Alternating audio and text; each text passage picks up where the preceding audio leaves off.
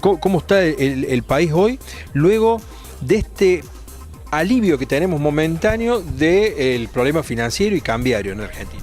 Es la seguridad de que el gobierno va a terminar su mandato en condiciones macroeconómicas de normalidad. No va a haber crisis macroeconómica. Es lo más.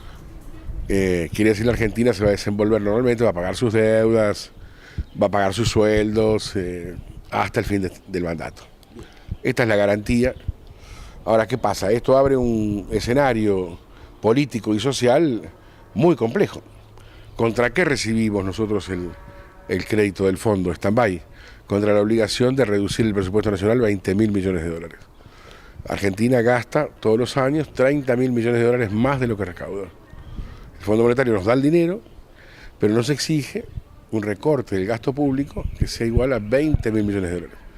Entonces, es un compromiso que tenemos. La pregunta es, ¿quién es el que va a pagar? Y si el gobierno tiene la densidad política, la fortaleza política, la solvencia política, como para afrontar este proceso, que obviamente va a ser hiperconflictivo porque estamos discutiendo el bolsillo de distintos sectores de la sociedad sobre los cuales va a impactar esta reducción. Si bien ahí hay mucho privilegio que se puede recortar, mucho privilegio, el chofer del presidente del Banco Central ganaba 190.000 pesos por mes, los jueces de la Corte Suprema no pagan ganancias, hay mucho privilegio, pongo un par de ejemplos, pero hay mucho privilegio para recortar, pero eso no son 20.000 millones de dólares. Hay que recortar muchísimo más. En un país que además está en crisis, con el 40% de su población debajo de la mesa, es decir, se puede reducir sobre el 60% que todavía respira y palpita, con lo cual también vamos imaginando sobre quién va el impacto.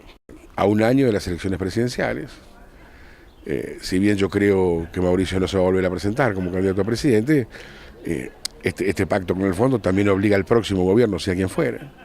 Es la misma situación de un hogar que está excedido en gasto, exactamente la misma. Alguien va a sufrir eso. Todavía las encuestas nos dicen que en la elección del año próximo, si fueran hoy, volvería a ganar Cambiemos y aún en segunda vuelta Mauricio seguiría ganando a cualquier candidato de otro partido. Yo creo que Mauricio no se va a volver a presentar, ahí se va a generar otro momento difícil porque la Argentina no tiene figuras políticas valoradas. A nadie se le ocurre pensar quién podría ser candidato a presidente si no es Mauricio. A nadie se le ocurre pensar quién podría ser gobernador de la provincia de Buenos Aires si María Eugenia Vidal tiene que pasar a la fórmula presidencial. ¿Hay como una crisis política? Absolutamente, absolutamente. Es decir, está pasando algo muy raro, que es que el deterioro de la imagen de Mauricio y del gobierno no tributa a ningún otro. En este contexto, ¿cómo ves al peronismo? No, lo veo muy complicado. Yo creo que vamos a una fórmula presidencial mixta entre Cambiemos y algún sector del peronismo, el peronismo federal. Me atrevería a decir eso. Es decir, hay dos peronismos muy claros, un peronismo que quiere aferrarse al ayer kirchnerista y un peronismo que quiere diferenciarse y plantearse la modernidad, la lectura del futuro. Esto quiere decir, en las próximas elecciones esos dos peronismos no van a estar juntos y esto es lo que garantiza el triunfo de Cambiemos de vuelta. Y ahí veo una fórmula compartida entre Cambiemos y el peronismo.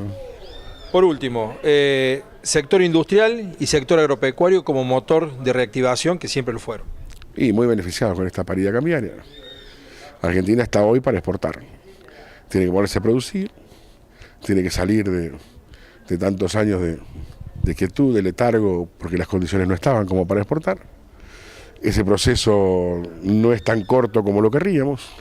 Digamos, a lo mejor tarda 5, 6, 7 meses en arrancar, quiere decir segundo semestre de este año muy malo, muy tenso, digamos.